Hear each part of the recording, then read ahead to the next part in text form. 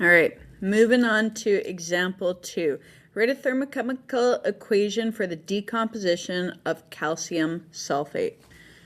All right, so decomposition reactions, as a quick review, what happens in them is you have a compound and it breaks apart into its elements. So let's write calcium sulfate. So sulfate likes to have a 2- charge. Calcium likes to have a 2+ charge. Okay, so how do I know this? Well, I can look at my periodic table. And since calcium is in group 2, so when I say group, I'm talking about this number right here. Okay, so it's the column number here. And calcium's right here, and it has a 2+ charge. Okay, so all elements when they become ions, or all elements that are in group 2 that become ions, they all like to have a -2 charge. For sulfate, how I know it likes to have a -2 charge is I look at my list of common polyatomic ions, I find sulfate, which is right here, and there's that 2- charge. Okay, so because the charges for these balance out, because 2 minus 2 is obviously equal to 0, we don't have to add any additional ions in order to balance this, this compound. All right, so with that, we have calcium sulfate. Because it's an ionic compound, we can assume that it's solid because the question didn't say otherwise. So it breaks down into its elements. So the elements that make it up are calcium, sulfur. So whenever sulfur is by itself, because it is a polyatomic element, it always exists as S8 when it's by itself, not in a compound, plus oxygen. Now, oxygen is one of our diatomic elements. Remember Hofbrinkel, and it exists as a gas. And then sulfur, that's going to exist as, it should be a solid, but let's check. Okay, yeah, sulfur is a solid, okay, because it's green, and green means non-metallic solid.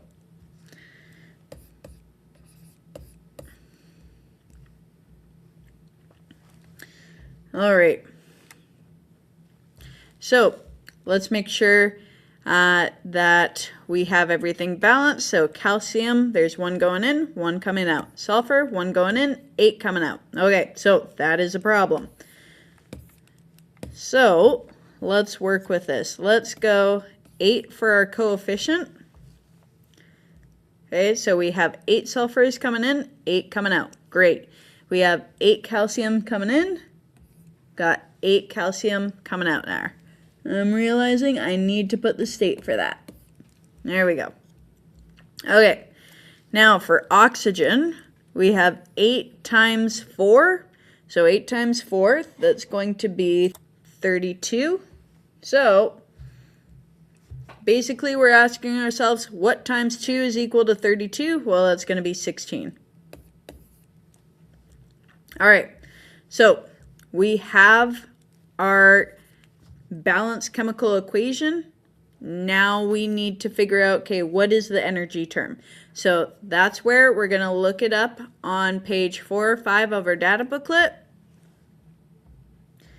So we're going to find, because this is the decomposition of calcium sulfate, we're going to look for calcium sulfate. So let's see, right here. So keep in mind, this is the molar enthalpies of formation. Now decomposition, all you do is you take the value for formation and flip the sign. So the molar enthalpy of formation for calcium sulfate is negative 1,434.5 kilojoules per mole.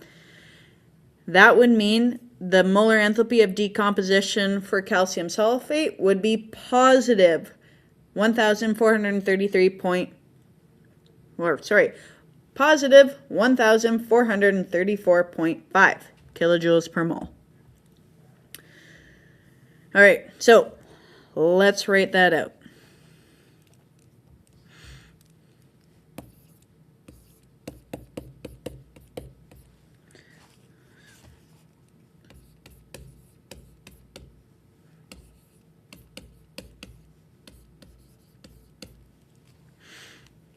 Okay, so as a reminder here, what we're going to be using is this formula to figure out the change in enthalpy. Because remember, when you write a thermochemical equation, you do not want molar enthalpy, you want change in enthalpy.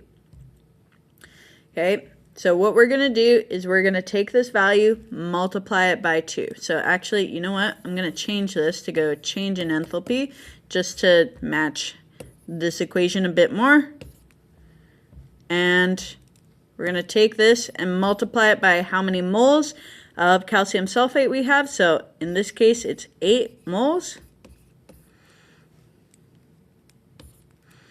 Okay, so moles cancel out, and our change in enthalpy is positive 11,476 kilojoules. Now, since it's positive, that tells us we need to write the energy term on the reactant side, because the positive change in enthalpy means that we're gaining energy, or we need energy in order for calcium sulfate to decompose. Okay, so I'm going to go positive or plus 11,476 kilojoules. Okay, so don't forget about your units there. Okay, and that's done. Example number 3, rewrite the equations expressing the enthalpy in delta H notation for 1 mole of the underlying substance. Okay, so delta H notation means that what we're talking about is going to be separate from the chemical reaction.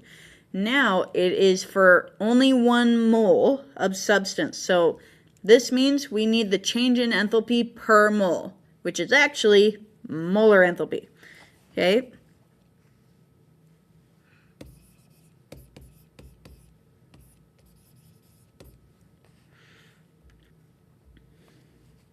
All right, so let's look at what we have. So we're given the change in enthalpy for the decomposition of ammonia, okay, which is 92.2 kilojoules. Now we need to figure out, okay, what is the molar enthalpy? So we know that our units are kilojoules, and we need to get them to kilojoules per mole. So the units actually tell you what you need to do. You just need to take your energy and divide it by the amount of moles of the certain substance that you're interested in has. Okay? So we're still following this equation here. It's just a little rearranged. So I'm going to write it off to the side here. So we're finding, let's just write out the equation and I'll show you what I mean. So I'll just have that as molar enthalpy of reaction. So we are looking for this. So moles is multiplying molar enthalpy. So if I divide, right, then we have change in enthalpy divided by moles is equal to molar enthalpy of reaction. So this is what I'm following. If you really want a formula, this is what I'm following in order to get my answer. So I'm taking enthalpy, dividing it by the amount of moles that we have, and in this case, the only thing that tells us the amount of moles that we have is the coefficient. Okay? So I'm going to take 92.2 kilojoules and divide it by the 2 moles of ammonia that we have in our equation. So what that's going to equal is, I'm going to have to put the answer over here so I don't have to write it out twice. So how I would write this in delta H notation is I'd go 2 ammonia gas gives us N2 plus 3 hydrogens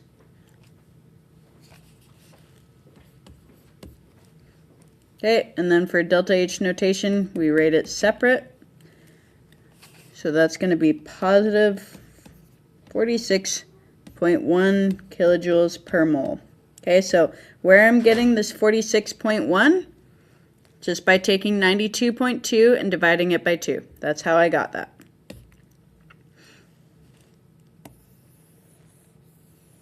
So that is our answer there. All right, so I'm going to take the 3,135. Now notice it's on the product side. So that means this is actually going to be negative. So negative 3135 kilojoules divided by 6 moles from the carbon dioxide. That's going to give us negative 522.5 kilojoules per mole. So writing this in delta H notation, I'm going to write out the formula again. C6H6 plus 15/2 oxygen gas gives us 6 carbon dioxide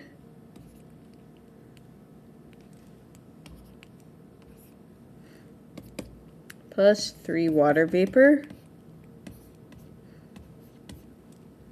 All right, and then delta H, and you know what I'm going to do? I'm just going to adjust this because this is a bit confusing. I should be writing a subscript for, so the molar enthalpy of reaction, and then that negative 522.5 kilojoules per mole. So I am going to adjust my previous question. So this was the decomposition of ammonia. So I'm just going to write a little D, okay, for ammonia here and just specify which substance it was. Okay, and I'm also going to specify the substance here, carbon dioxide. There we go. So then this is going to be our answer. All right, example 4. Use the reaction to answer the following question. So this is our reaction. What is the molar enthalpy of formation for aluminum oxide? Okay, so keep in mind this 3200 is the change in enthalpy for the entire reaction. We want to know the molar enthalpy of formation specifically for aluminum oxide from this experiment. Okay, so even though, yep, you do have the molar enthalpy of formation of aluminum oxide in your data booklet, okay, it's right here, that is a theoretical value. Okay, the question is asking for the experimental value from this reaction. Okay, so that's why I'm not just going to go to my data booklet and write that value down. Okay, so molar enthalpy, we are going to be using this equation. I'm going to take change in enthalpy and divide it by moles. The moles is going to come from the coefficient.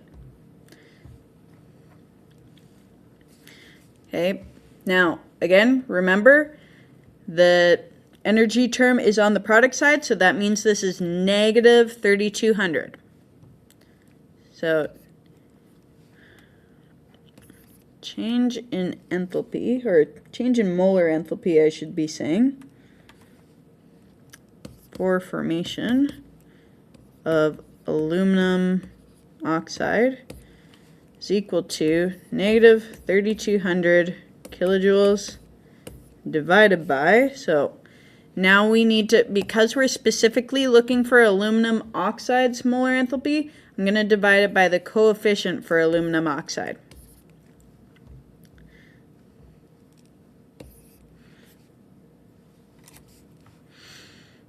Okay, so that's going to give me negative 1600 kilojoules per mole. Okay, so even though I'm not talking about it a whole lot here, keep in mind I am keeping up with significant digits here. So this has 4 sig digs in it. My final answer has 4 sig digs in it. From previous questions, the numbers given to me had, like this one had 4 sig digs in it. my answer had 4 sig digs in it. So even though I haven't explicitly mentioned sig digs, I am still keeping up with them for all of these questions.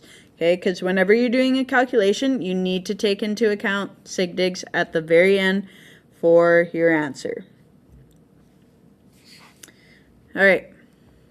What is the molar enthalpy of reaction for aluminum? So again with this, I'm going to start with the change in enthalpy for the reaction, and I'm going to divide it by the moles of aluminum to get the molar enthalpy of reaction for aluminum.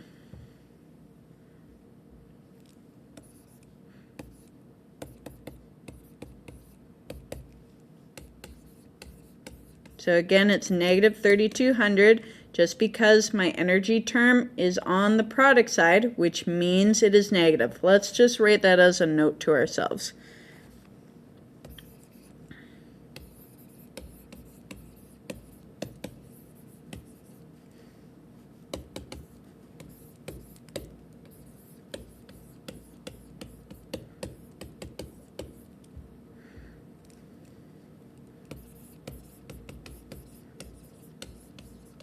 So, which means change in enthalpy is negative.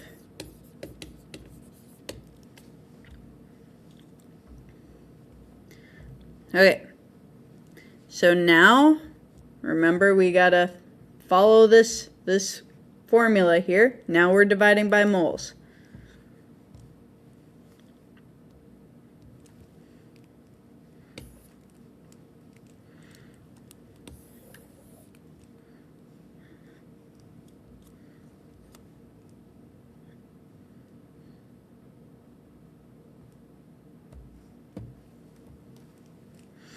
Okay, so we had 4 moles of aluminum.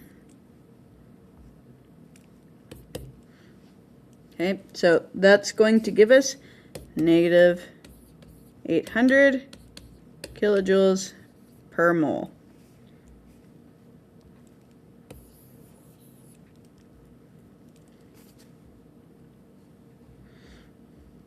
All right, example number 5. When sucrose is burned in our bodies with excess oxygen, carbon dioxide, water, and 5,640.3 kilojoules of energy are produced according to the following equation. So this equation here, we need to rewrite the equation using delta H notation, placing the energy term within the equation, so that wants a thermochemical equation, drawing a potential energy diagram, and how much energy is released per mole of carbon dioxide. So that's asking for the molar enthalpy of reaction for carbon dioxide in that last point. Okay, so let's start off with part A, delta H notation. So we're writing this out, writing out our balanced chemical equation. So C12H22O11 aqueous plus 12 oxygen gives us 12 carbon dioxide and 11 water liquid. And then delta H notation says you gotta write energy separate. So delta H is equal to, so it said that 5,640.3 kilojoules of energy is produced. So that means when energy is being produced, it's being given off by your reaction.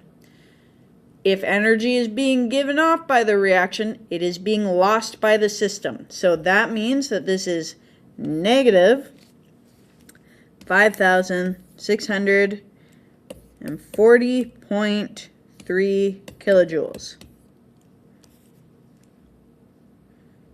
Alright, so that's the answer for A.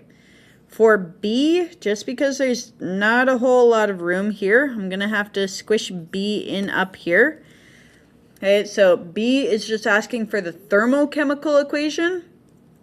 So since the energy is being produced, that's your dead giveaway that it is a product. So I'm going to put this on the product side. And by placing the energy term on the product side, it takes care of the negative sign.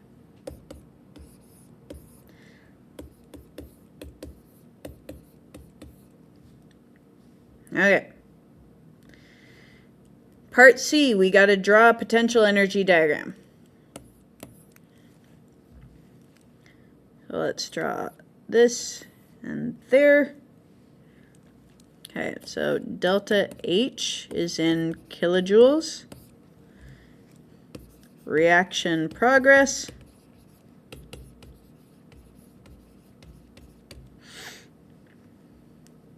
Okay, and we need our title. So what's happening here is this is the combustion of sucrose, or you could say sucrose being burned. Okay, combustion of sucrose is the same thing.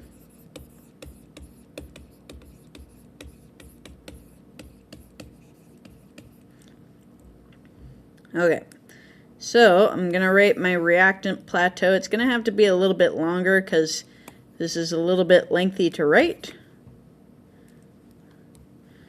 So I'm going to go C12H22O11 aqueous plus 12 oxygen gas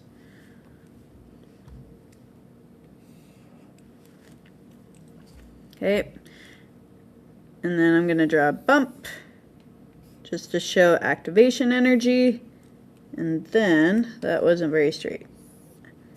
There we go. Okay, so now our products, that was 12 carbon dioxide gas plus 11 H2O as, that should be a liquid, not a gas.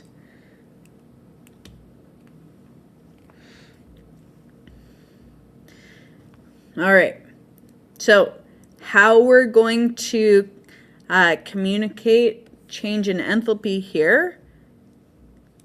Change in enthalpy is just the potential energy difference between your reactants and your products. Okay, so I'm going to write this as delta H is equal to, and then that same value of negative 5,640.3 kilojoules.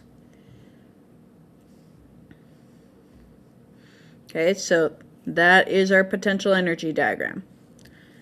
Let's do part D. So part D, how much energy is released per mole of carbon dioxide? Okay, so that's where we're using that delta H divided by moles is equal to our molar enthalpy of reaction, and we specifically want it for carbon dioxide, so I'll write that in. That's what we're using. Okay, so I'm going to take that negative 5,640.3 kilojoules, divide it by moles. So let's check out moles of carbon dioxide. That's 12.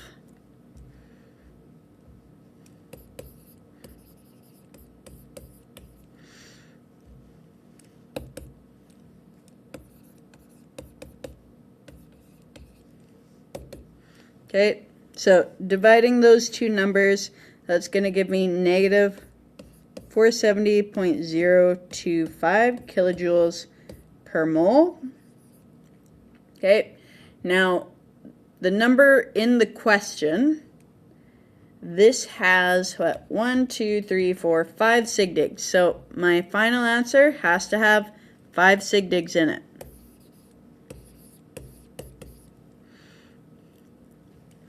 Okay, so counting from the left, 1, 2, 3, 4, 5. There's my cutoff line.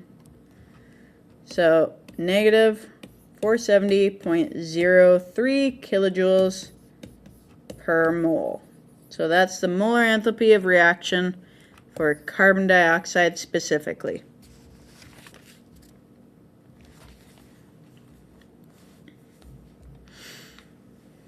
All right. Example 6. The molar enthalpy of combustion of ethanol is negative 1600 kilojoules per mole. We need to write a thermochemical equation. So, first things first, write out our balanced chemical equation. So, ethanol we can find that there. The formula for it is C2H5OH. So I'm going to write that C2H5OH. Now, since it's a combustion reaction, that means you take your fuel, you react it with oxygen, and you're going to get carbon dioxide and water vapor. Okay, and I should write the state of this, and ethanol is a liquid here.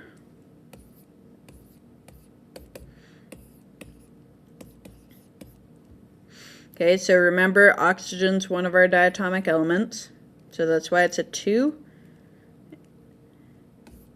Carbon dioxide, which is a gas, plus water vapor. Okay, so we have our skeleton equation. Now we need to make sure that it is balanced. Okay, so typically the easiest way for balancing combustion reactions is first to balance carbon, then hydrogen, then leave oxygen to the very end.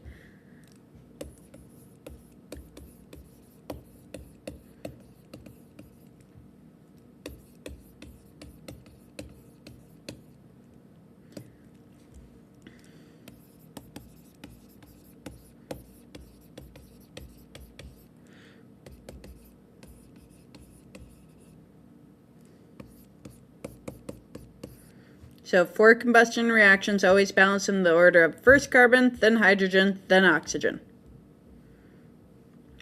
All right, so carbon, we have 2 coming in. Now we have 2 coming out.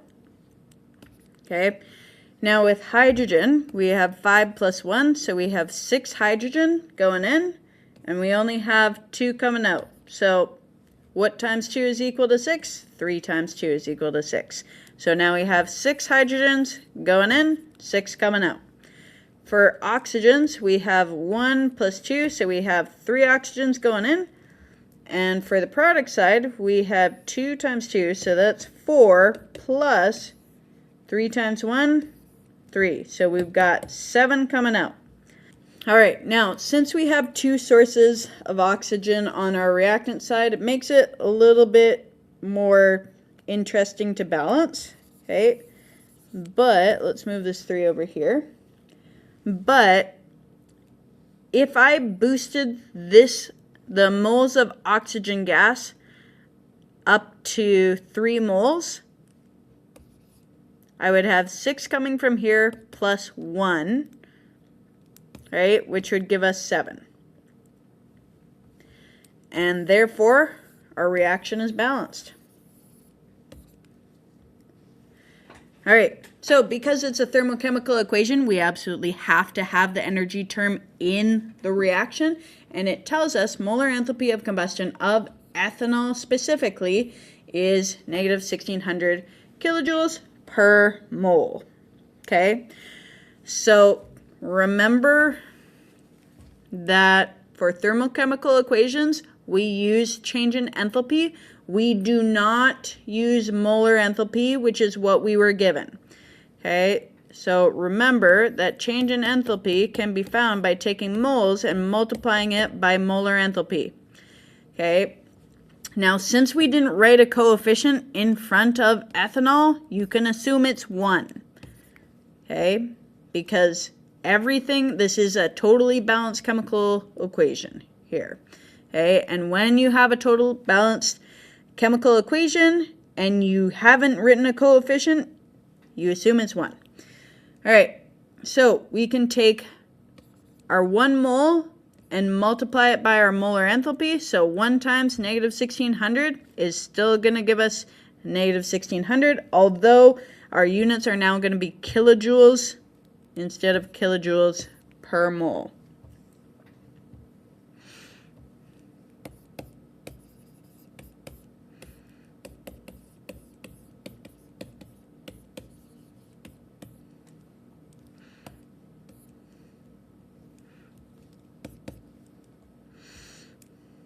Oh, I'm going to have to write this over here.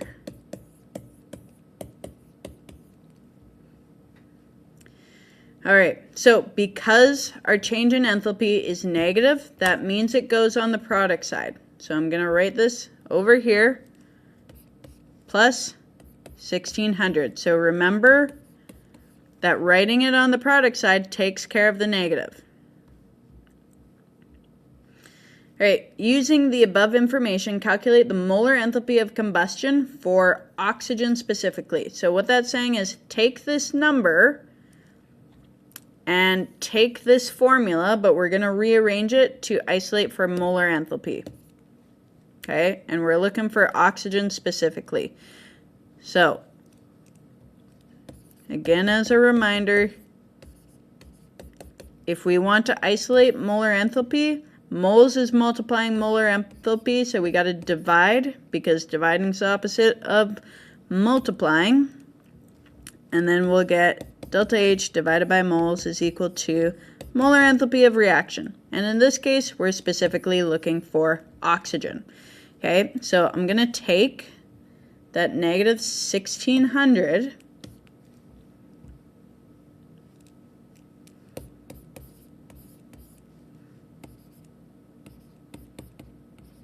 so the molar enthalpy of reaction for oxygen specifically is equal to negative 1600 kilojoules. So I'm following this formula here, divided by the moles of oxygen we had, which was 3. So negative 1600 divided by 3 is going to give us negative 533.3 kilojoules per mole. Okay, so the number that I used to start everything that has 4 sig digs, I didn't talk about it in this question, but my answer has 4 sig digs here, and my answer still has 4 significant digits here. So molar enthalpy of reaction for oxygen specifically is negative 533.3. All right, how much energy is produced if we have 25 grams of oxygen used up? Okay, so for these types of questions, you need to have your molar enthalpy of whatever specific substance you're talking about. Okay, because now at this point, when we use this formula,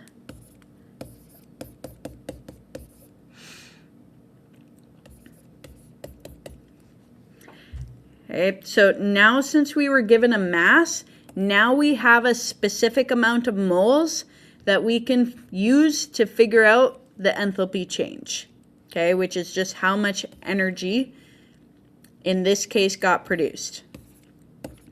Okay, so what we're going to want to do, actually bring that back. What we're going to want to do is we are looking for change in enthalpy. We have molar enthalpy. We just figured it out for oxygen. Now the reason why we want the molar enthalpy of oxygen is because our mass of substance belongs to oxygen. Okay, so we secretly have moles. We just need to do one calculation ahead of time just to figure it out. Okay, so step 1, figure out moles of oxygen from mass. Step 2, figure out your change in enthalpy. So let's write that out.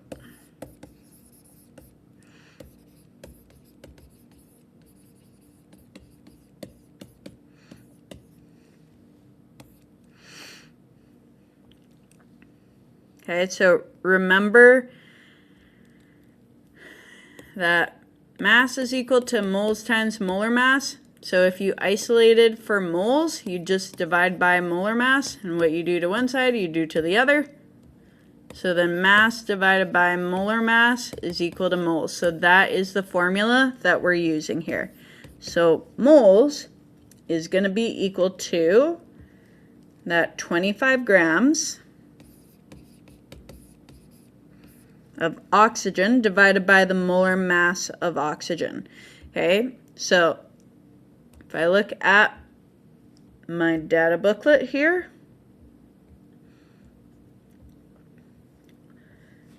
each atom of oxygen has a molar mass of 16, and since there's 2 of them, then that's going to mean 32.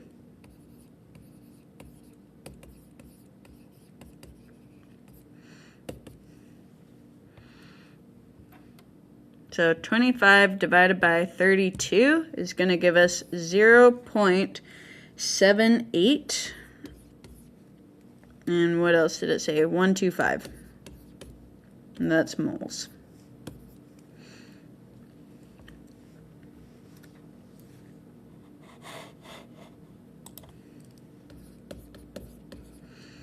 Okay, so that was step 1. Step 2. Find change in enthalpy using delta H is equal to moles times by molar enthalpy of reaction.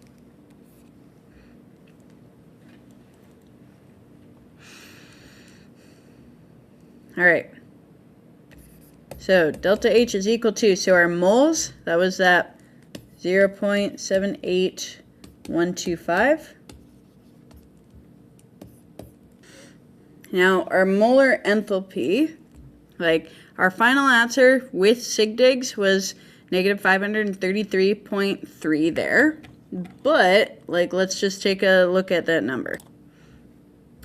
So if I actually showed you the raw number for this, that was negative 533.3 repeating. Okay, so you don't want to use your rounded number in a subsequent calculation. You're going to want to use the raw number there. So I'm going to be writing negative 533.33, and it keeps on going on forever, and it repeats the 3 kilojoules per mole. Okay, so now I'm going to multiply that by the 0.78125 value. So we get negative 416.6 repeating. And that'll be kilojoules because the moles cancel out. All right, now for sigdigs, the number that we were given in the question was 3 compared to this number that we used. Like we used the raw version of it, but there was 4 sigdigs coming from that. So you always go with the least amount of sigdigs. So we're going with 3. So that means 1, 2, 3. Cutoff line is right on the decimal. So negative 417 there because it rounds up.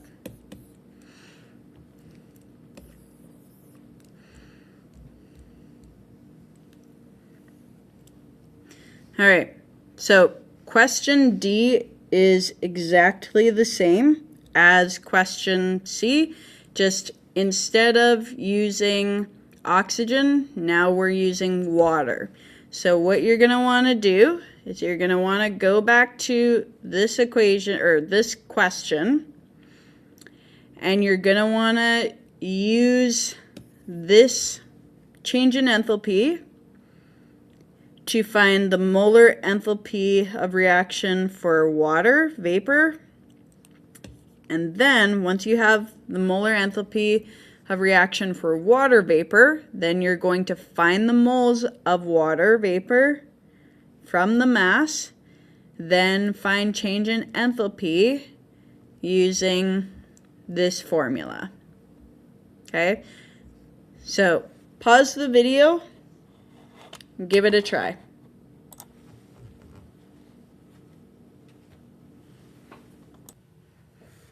So here's the worked out solution. If you did not get what I got, then likely your source of error is just coming from rounding off your numbers too early. Okay. Additionally, when we're putting our answer in 3 sigdigs, because the cutoff line came ahead of the decimal, we had to use scientific notation, so that's why it is the way it is there. All right, for E, what mass of carbon dioxide is produced if 500 kilojoules of energy is released? Okay, so keyword there is released, so this 500 kilojoules of energy, it's negative. Okay, so delta H is equal to negative 500 kilojoules. We're looking for mass. Okay. And for this, we're gonna want to find the molar enthalpy of reaction for carbon dioxide. Now, why do we want to do this? Well, the equation that uses delta H is this one. Okay, so we want to find moles so that we can find mass of carbon dioxide. So we're going to need change in enthalpy and molar enthalpy. So that's why I'm saying that. Now, since we've been given in the question an experimental value of the combustion of ethanol, which we turned into change in enthalpy, we can use that to figure out the molar enthalpy for carbon dioxide. Okay, so I'll do that really quick here. So that's at negative 1600 divided by the moles of carbon dioxide, which is 2. So that's going to give us negative 800 kilojoules. Okay, so now that we have molar enthalpy, now we need to find moles using delta H is equal to moles times molar enthalpy of carbon dioxide. Oop, that should be subscript. Okay, so with this, because we're using the molar enthalpy of carbon dioxide, the moles will be of carbon dioxide. Okay, now to rearrange this equation, I'm going to have to divide both sides by molar enthalpy.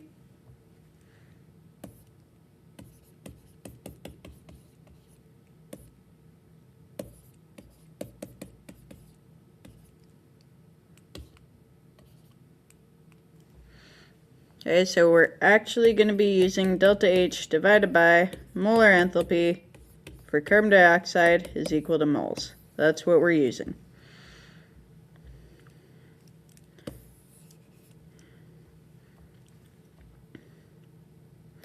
Okay, so negative 500 kilojoules divided by negative, that should be negative 800 kilojoules per mole.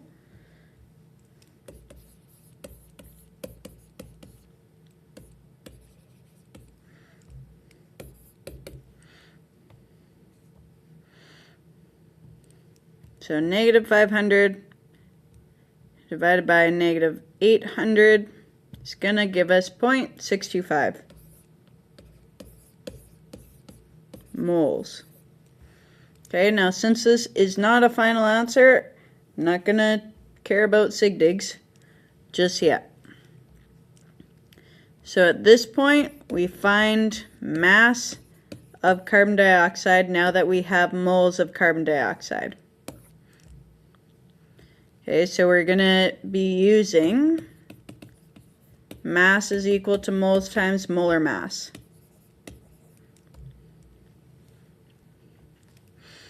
So mass is equal to our moles, 0.625. Now molar mass, you're going to have to go to your periodic table and calculate that out. Okay, so that's going to be 44.01 grams per mole, which, when we multiply that together,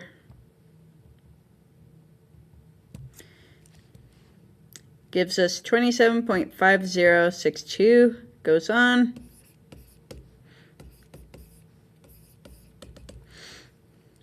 And that's going to be moles, or sorry, grams, because moles cancels out. And then with sig digs, we're going to be rating this in 3 sig digs. Okay. So 1, 2, 3. There's my cutoff line. So 27.5 grams. And that's grams of carbon dioxide.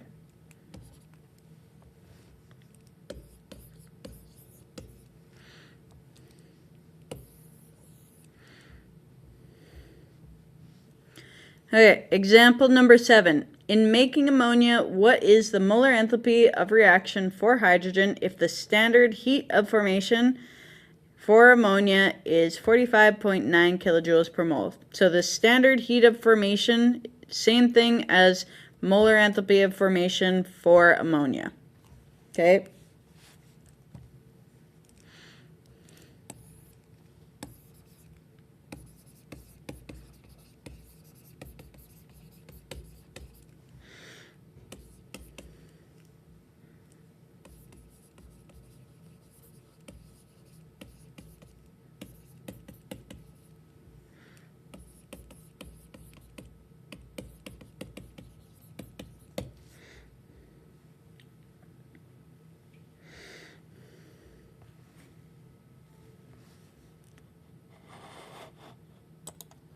All right, so since we were told the molar enthalpy of formation for ammonia, what we're going to want to do is we're going to want to figure out the change in enthalpy for that reaction of the formation of ammonia. So let's write out that formation of ammonia. So what that is we're forming ammonia, or NH3, from its elements. So the elements that make it up are nitrogen. Nitrogen is a diatomic element because it's part of Hofbrinkel.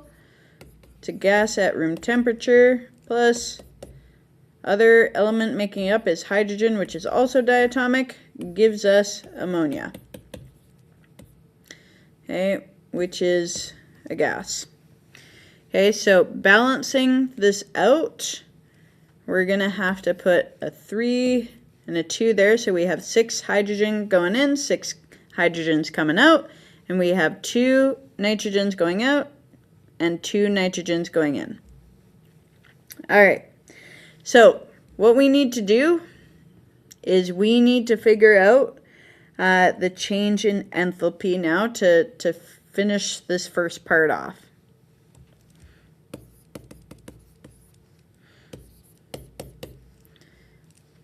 So how we're going to do that, I should move this up a little bit.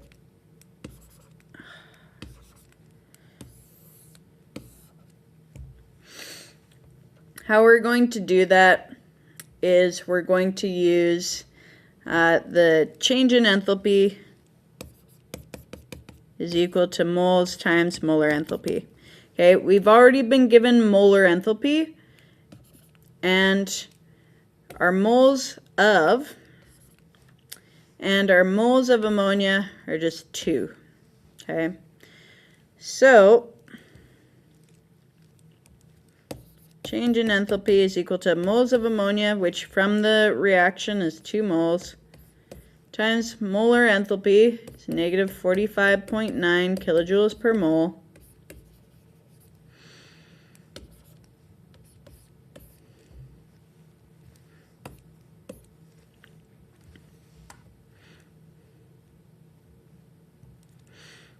so 2 times negative 45.9. It's going to give us 91.8, or negative 91.8 kilojoules. All right, so that's the change in enthalpy for the whole reaction. So if I wanted to write a thermochemical equation, since it's negative, I would write it on the product side, and I would go plus 91.8 kilojoules. All right, so now that we have the change in enthalpy, we can now find what the question's asking for, which is the molar enthalpy of reaction for hydrogen.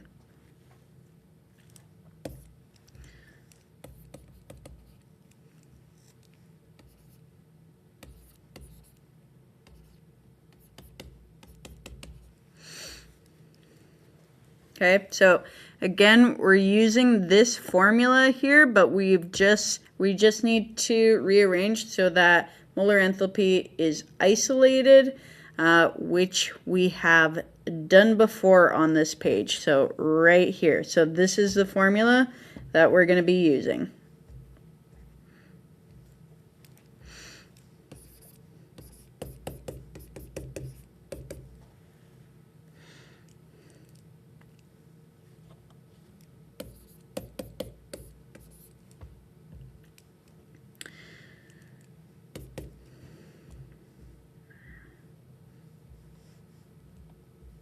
Okay. Negative 91.8 divided by our moles of hydrogen. So because we weren't given a specific amount of hydrogen, that's why we need to use the coefficient here.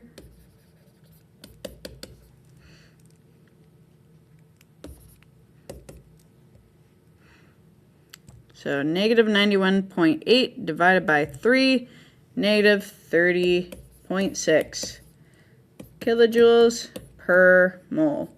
Now, looking at the question, the only number given to us was in 3 sigdigs, so our final answer has to be in 3 sigdigs, which it already is. So that's done. All right.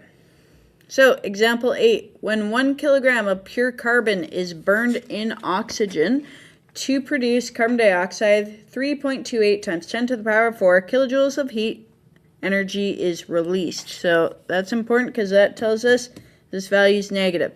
From this data, write a balanced thermochemical equation and sketch a potential energy graph. Okay, so let's write out what we're given. So we're given the change in enthalpy, and how we know that is because it says that heat energy is released. So that's your sign that they're talking about change in enthalpy.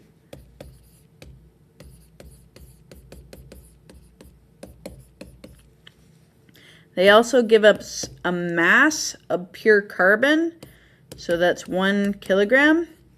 I'm going to go ahead and convert that into grams. The reason being is because typically if you have a mass, knowing the formulas that we use, such as this, right, the only way that we're going to get moles is by using mass is equal to moles times molar mass, which we wrote up here in purple. Okay? So mass, the standard units of it is grams. That's why I'm converting this. Okay, so kilograms, grams. So I put kilograms on the bottom so that it would cancel out with this kilogram. You start with the bigger of the two units. Kilograms is bigger than grams. 1,000 grams in a kilogram. So it's 1,000 grams.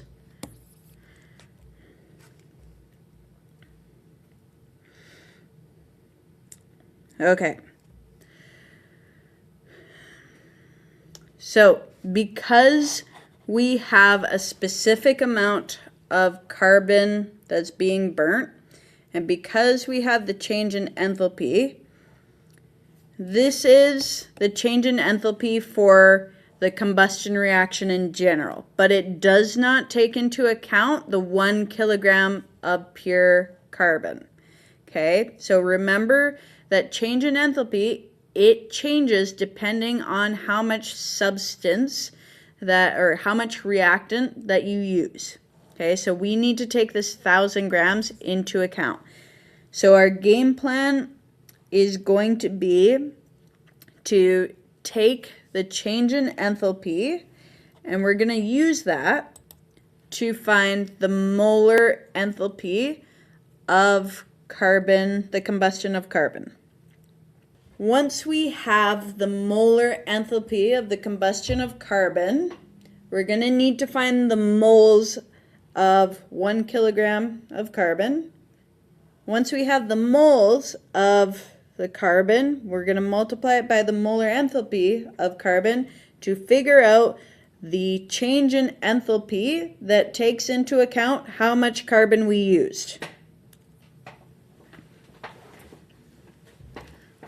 Okay, so step one, let's just find the moles of carbon. We're going to have to do it at some point, and I'd rather get it out of the way.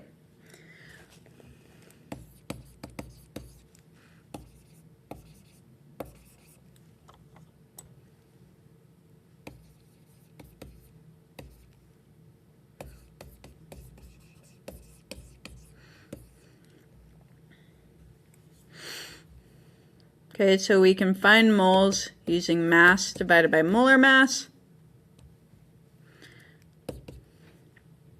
So we have 1,000 grams, and carbon, it isn't a diatomic element, it isn't a polyatomic element, it's just one atom of carbon. So if you look at your periodic table, molar mass of that is 12.01.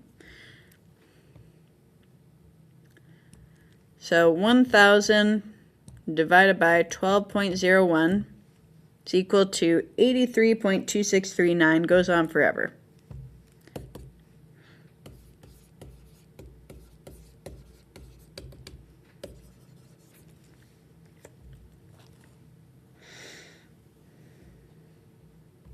Okay, got some more room. So now at this point, what we're going to do is find the molar enthalpy of the combustion of carbon.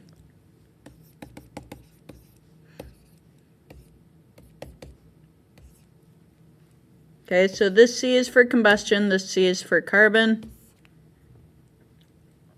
So I'm going to use this equation to find it.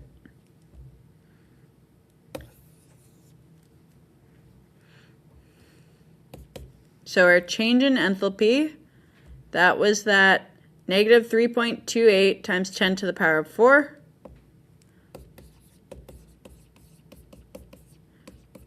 Divided by our moles of carbon, which we just found, that 83.26.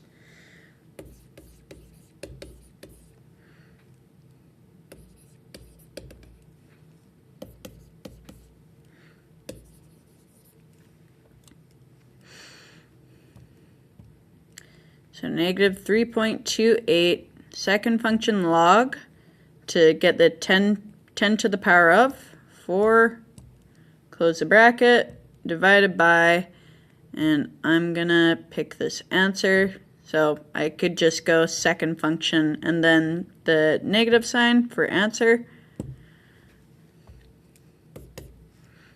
So that was negative 393.928.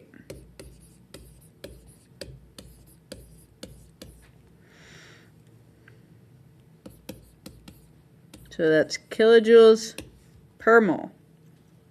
Okay, so this is the molar enthalpy of the combustion of carbon here. So it's for carbon specifically. Now we need to find the change in enthalpy that will take into account burning 1 kilogram of carbon. So let's just write out what I'm saying as a note.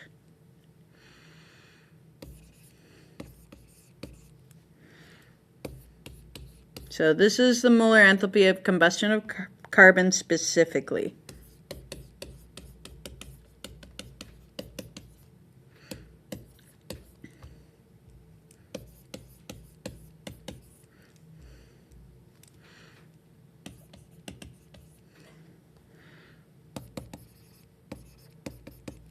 So we need to find the change in enthalpy that will account for burning 1 kilogram of carbon. Okay, so that's what we're going to do in our next step here.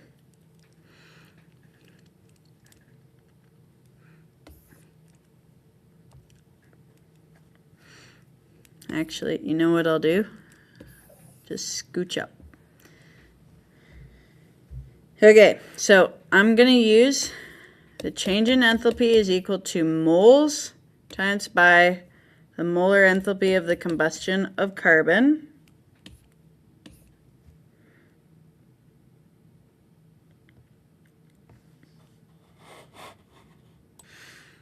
Now, since we already divided by how many moles 1 kilogram of carbon is, at this point, this moles, it's going to come from the coefficient of the balanced chemical equation.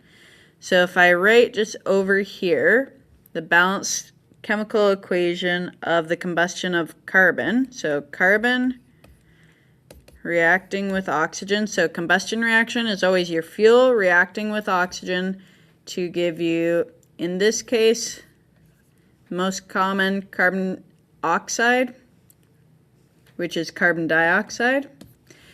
I'm not going to include water vapor because there's no hydrogen in our reactants for oxygen to react with. Okay, so now we need to make sure that this is balanced. 1 carbon coming in, 1 going out. 2 oxygens going in, 1 coming out. So it's all balanced. I just need to add in the state here. All right. So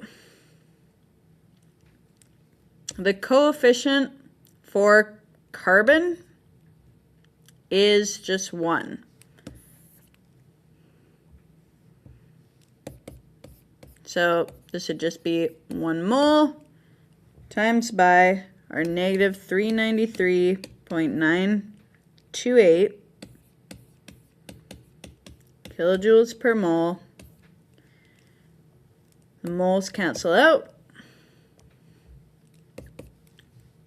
and we get negative 393.928 kilojoules, and now we just need to take into account sig digs. So from the number we were given, that's 3 sig digs. Same with this one, just 3 sig digs. So then 1, 2, 3, there's our cutoff line right on the decimal. So we don't need to use scientific notation. So 394 kilojoules. Okay, so that is our change in enthalpy. Now we just need to write our balanced thermochemical equation. So what we can do is we can use what we already wrote, and because our change in enthalpy is negative, that means it goes on the product side. So plus 394 kilojoules. So the negative just means it goes on the product side. And then we need to sketch a potential energy diagram. So I'll do that down here.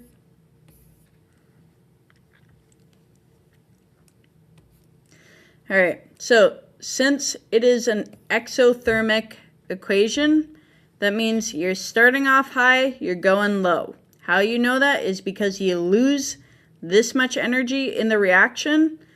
So it makes sense that you would start high and go low if you're losing energy. Okay? So this is delta H in kilojoules.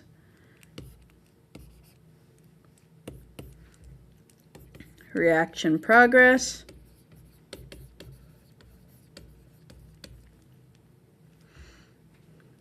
Label our plateaus.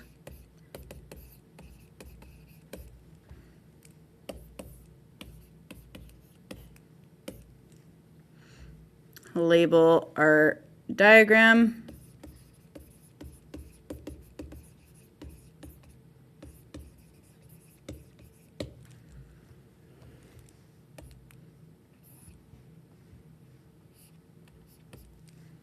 Label our change in enthalpy. I'm going to have to move this over.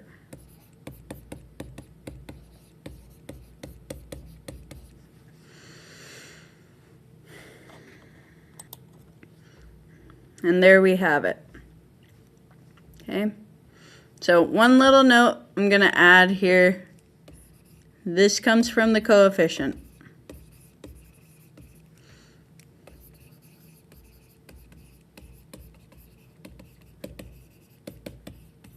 of the balanced chemical equation, which I'm abbreviating equation to EQT.